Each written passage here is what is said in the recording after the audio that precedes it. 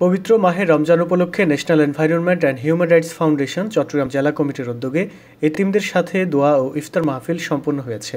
শুক্রবার বাদ আসর নগরীর হালিশহর বসুন্ধরাস্থ তালিমুল কোরআন নোরানি মাদ্রাসা ও এতিমখানায় এই মাহফিল অনুষ্ঠিত হয়।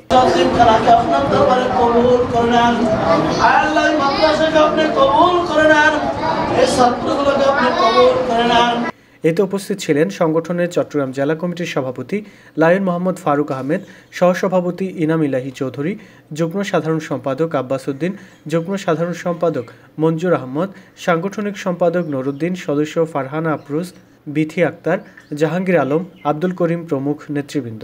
ইফতারের আগে দেশ ও জাতির মঙ্গল কামনায় বিশেষ মোনাজাত অনুষ্ঠিত হয়। বাচ্চাদের পিছনে যদি আমরা ওই একজনের খরচও করি তাহলে একবেলা খাবার কিন্তু হয়ে যায়।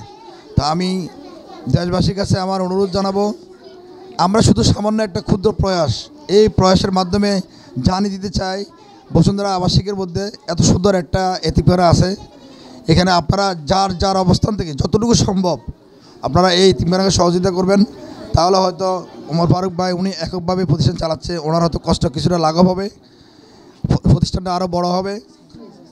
আমরাও আশা করব ইনশাল্লাহ আগামীতে আমরা আবার আসব, আপনারাও আমাদের সাথে আসবেন এবং সকলে সর্বাত্মক সহযোগিতা করবেন এবং national environment human rights foundation এইভাবে ছোট ছোট কাজগুলো করে দেশবাসীর কাছে পৌঁছে দিতে চায় যে মানুষ শুধু নিজের জন্য নয়, মানুষ জনগণের জন্য, মানুষ অন্যের জন্য মানবিকতার মূল্যবোধকে আমরা প্রতিষ্ঠিত করতে চাই। সবাই চেষ্টা করবেন যার যার জায়গা থেকে এই মানবাধিকার প্রতিষ্ঠা করার জন্য।